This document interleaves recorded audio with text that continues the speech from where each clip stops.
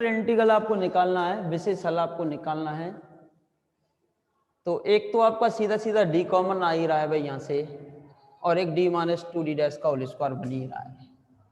तो यहाँ से आपका जो पी आई निकल रहा है, एक तो आपका डी कॉमन आ ही रहा था और एक डी माइनस 2d डैश का होल स्क्वायर बन रहा है। कोई दिक्कत है? डी माइनस 2d डैश का होल स्क्वायर, कोई दिक्कत है? और एक डी कॉमन आ ही रहा था, सीधा सीधा डी कॉमन है, डी माइनस 2d डैश का होल स्क्वायर, और ये cos 2x plus Y. 1/d का मतलब होता है समाकलन और d का मतलब होता है अवकलन। ठीक है, d for derivative, 1/d means integration. ठीक है, 1/d का मतलब तो होगा आपका समाकलन किसके सापेक्ष? x के सापेक्ष। तो ये हो जाएगा यहाँ से d माइनस 2d डैश, तो ये बचा हुआ है आपका, इसका समाकलन हो जाएगा किसके सापेक्ष? x के सापेक्ष, 2x प्लस वाई। इसका समाकलन कितना होगा भाई? cos का कितना होता है? साइन। और अंदर का होगा कितना? 2। कितना होगा? 2। तो 2 का मल्टीप्लाई होगा कि डिवाइड होगा? डिवाइड होता है। समाकलन में क्या होता है? डिवाइड। तो ये हो जाएगा आपके पास 1/2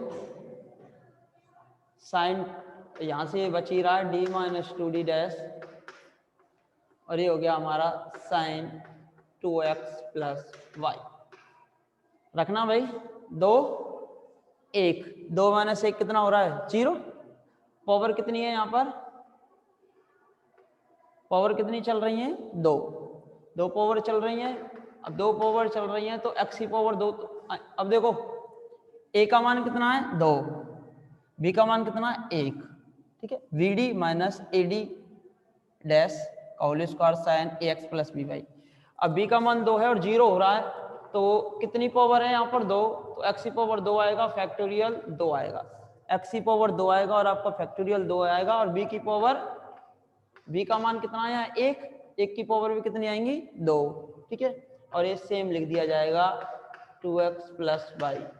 तो कितना हो गया यहाँ? एक्स स्क्वायर बटे 4 साइन 2x प्लस वाई। ये आ गया आपका पी आई, समीकरण नंबर 3। तो समीकरण 2 से सी एफ आ गया, समीकरण 3 से आ गया आपका पी आई। सी एफ और पी आई दोनों को जोड़ देंगे और हमारे पास क्या आ जाएगा? इसका पूर्ण हल निकल के आ जाएगा। दोनों को जोड़ देंगे और हमारे पास क्या निकल के आ जाएगा? दी हुई अवकल समीकरण का पूर्ण हल आ जाएगा। दी हुई अवकल समीकरण का क्या आ जाएगा भाई? पूर्ण हल आ जाएगा। अतः समीकरण 1 का पूर्ण हल होगा,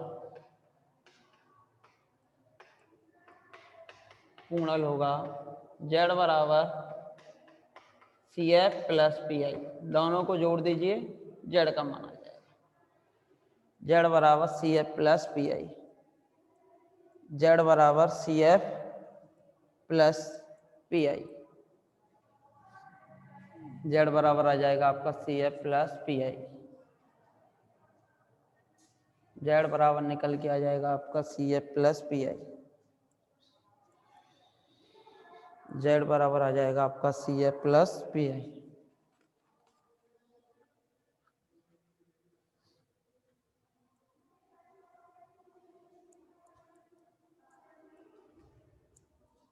लिख लिया? वेरी गुड, वेरी गुड, आपने भी लिख लिया, वेरी गुड।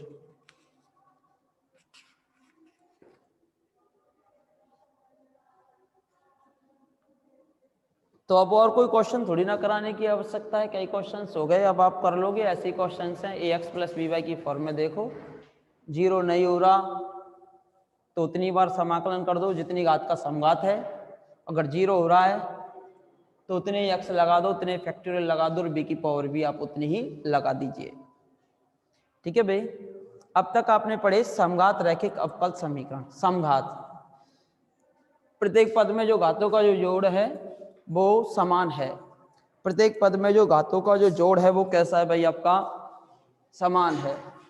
तो कर लेंगे भाई सभी क्वेश्चंस, वेरी गुड। तो अब हम पढ़ेंगे 3rd डी एक्सरसाइज, और थर्ड डी एक्सरसाइज में सी एफ और पी आई ऐसे ही निकालेंगे जैसे आपने अवकल समीकरण में सी एफ और पी आई निकाले हैं। अवकल समीकरण में आपने सी एफ और पी आई निकाले हैं। तो अब आप डालोगे हेडिंग असमघात। अभी तक तो समघात के क्वेश्चन चल रहे थे। असमघात रैखिक आंशिक अवकल समीकरण, रैखिक आंशिक अवकल समीकरण। अब ऐसी समीकरण जो समघात ना हो वो असमघात कहलाएगी। जो ऐसी समीकरण जो समघात ना हो वो हमारी क्या कहलाएगी? असमघात कहलाएगी। तो क्या है भाई 14 और 15 क्वेश्चन में है क्या? 14 और 15 क्वेश्चन में है क्या? बोलिए भाई, क्या नाम है आपका? अजयपाल सिंह जी। क्वेश्चन नंबर 14 और 15 में है क्या? देखिए, चलिए पहले 15वां करा देते हैं, फिर नेक्स्ट एक्सरसाइज तो हम समय बच्चा तो कराएंगे और नहीं बच्चा तो नहीं कराएंगे। देखिए question number 15,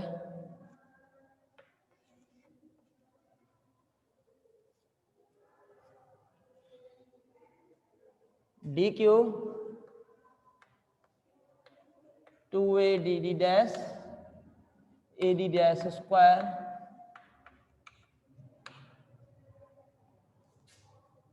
z function of y plus ax, function of y plus ax। अब इसमें एक गलती तो ये दे रखी है कि हमारी जो क्वेश्चन है समघात है। समघात है तो ये एक और एक दो, ये भी दो, तो ये दो ही होना चाहिए क्योंकि असमघात तो हम आगे पढ़ेंगे। ये 3 हो रहा था, ये 2 घात, ये भी 2 घात, तो ये सभी 2 घात होनी चाहिए। 2 एक और एक 2 और ये भी 2। ठीक है, अब इसकी सबसे पहले क्या लिखोगे? सहायक समीकरण। चलो अगली एक्सरसाइज कल ही कराएंगे तो आप इसी एक्सरसाइज के कर लीजिए। एम स्क्वायर 2am प्लस का a इक्वल टू 0, प्लस का a equal to 0, 2am plus का a इक्वल टू 0,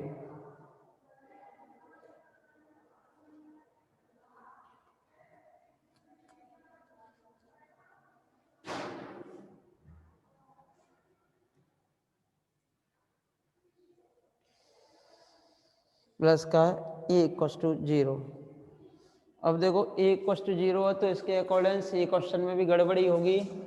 ये a स्क्वायर होना चाहिए तब इसके रूट निकल पाएंगे कंप्लीटली। तो इसे क्या लिख सकते हो आप? m माइनस ए का होल स्क्वायर इक्वल टू 0, यहाँ a स्क्वायर कर लेना तो m इक्वल टू a और a रिपीटेड रूट, तो सी एफ आपका निकल के आएगा 5 1 y प्लस ए एक्स, ये रिपीटेड है तो 5 2 y प्लस ए एक्स, समीकरण नंबर 2। सी एफ निकल के आ गया। अब आप क्या निकालोगे? पी आई तथा पर्टिकुलर इंटीग्रल।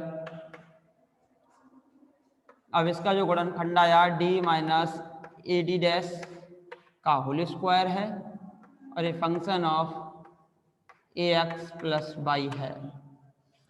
अब देखिए डी के स्थान पे ए कीजिए और इसके स्थान पर 1 कीजिए, इसका गुणांक 1 है तो क्या हो रहा है? 0 0 हो रहा है तो कितने x आएंगे भाई? x की पावर 2 आएंगे, फैक्टोरियल 2 आएंगे। v का मान मतलब गुणांक ऑफ d 1 है तो 1 का स्क्वायर आएगा और फंक्शन सेम आ जाएगा ax प्लस वाई। तो ये आ गया एक्स स्क्वायर बटे 2 function of ax plus B Y. ये हो गया आपका पी आई। तो कुछ था कि इस क्वेश्चन में? बोलिए भाई। बस थोड़ी सी संख्या अलग दी हुई थी जिसको आपने सही कर लिया। तो ये था आपका क्वेश्चन नंबर 15। आसान क्वेश्चन था भाई।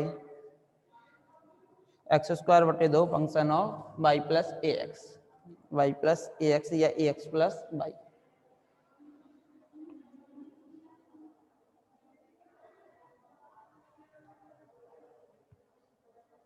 क्वेश्चन नंबर 11 में क्या है भाई?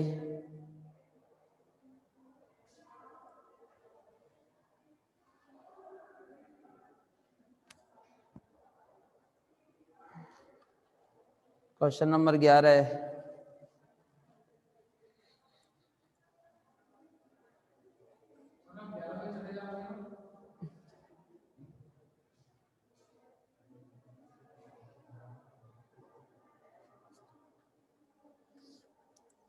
क्वेश्चन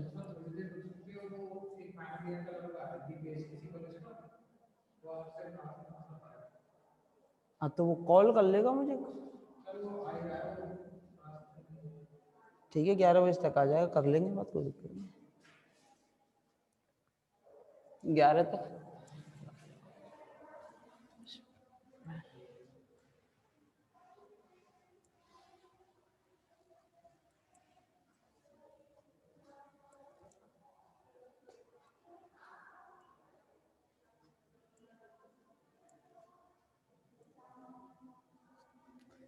क्वेश्चन नंबर 11वां दिया हुआ है भाई आपका,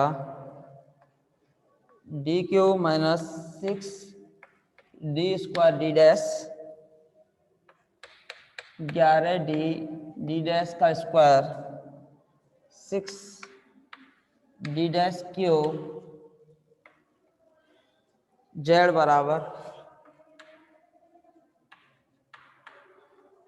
ई की पावर 5x प्लस का 6y।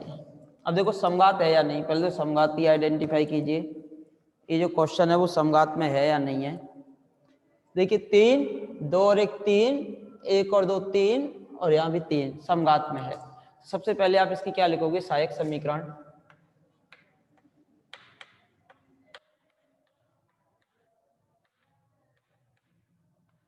M Q 6m square 11m minus का 6 बराबर 0। अब देखो 11 और 1 12 और 6 और 6 12, तो m बराबर 1 इस समीकरण का क्या है भाई, मूल है। m बराबर 1 समीकरण का मूल है, अतः m-1 इसका एक गुणनखंड है।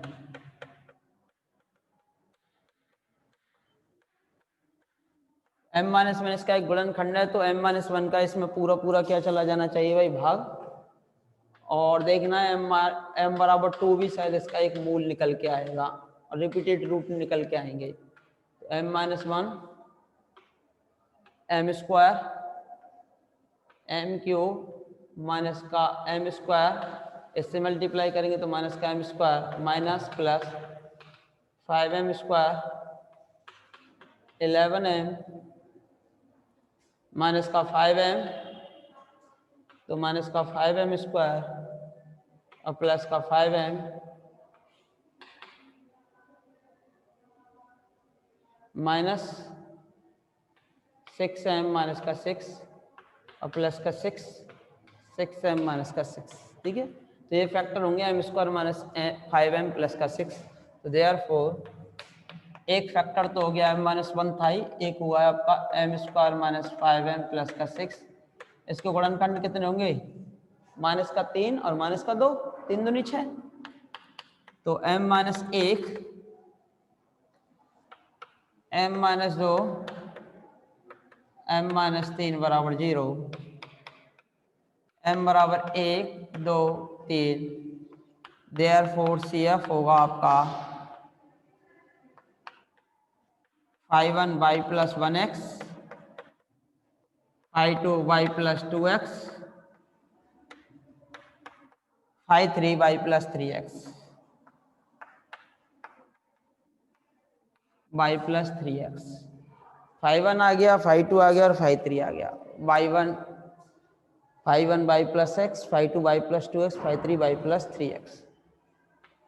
ये आ गया आपके पास क्या, सी है।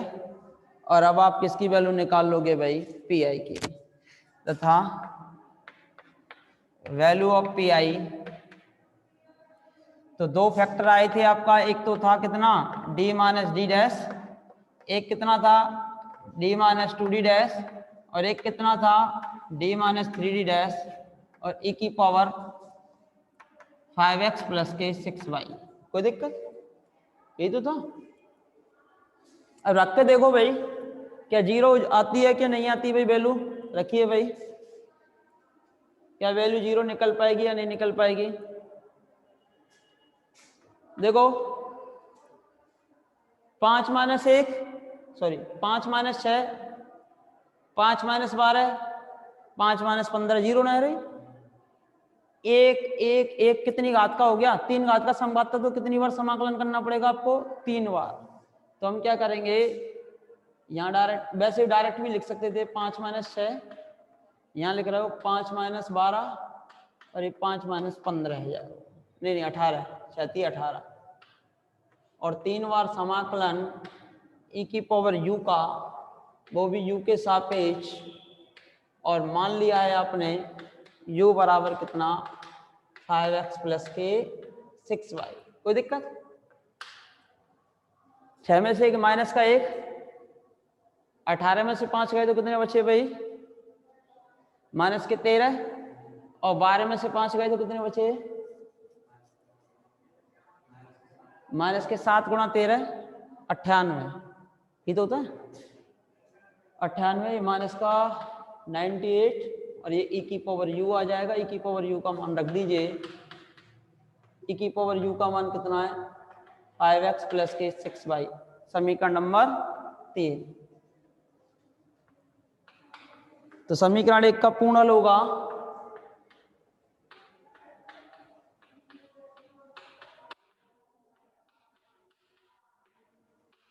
पूर्णल होगा z equal to CF plus PI। दोनों को ऐड कर दीजिए समीकरण 2 और 3 से, और हमारे पास दिए हुए अवकल समीकरण का क्या आ जाएगा? पूर्ण। 13 सत्ते 91, 13 सत्ते 91 रहे क्या 98 रहे? 91 है ना, तो 91 आ जाएगा, 91 आ जाएगा भाई। ठीक है, हाँ जी मान लिया भाई 91 ही आएगा। सही बात है भाई, आपके 91 ही निकल के आएगा। तो अब आप एक्सरसाइज के क्वेश्चंस कर लोगे, हम ये समझते हैं भाई। फिर भी अगर आपसे कोई एक्सरसाइज का क्वेश्चन ना हो तो वो आप हमसे पूछ सकते हो, तो आप क्वेश्चंस कर लोगे। कल हम आपको कराएंगे 3rd D एक्सरसाइज, और कल जैसे ही आपकी 3rd D एक्सरसाइज कंप्लीट हो जाएगी तो परसों आपका 4P, और उससे नेक्स्ट डे भी आपकी 4P विधि, 2 दिन 4P विधि कराएंगे और आपका पेपर हो जाएगा खत्म। ठीक है भाई, अब हमारी नेक्स्ट क्लास होगी कल। तब तक के लिए सभी को धन्यवाद, नमस्कार।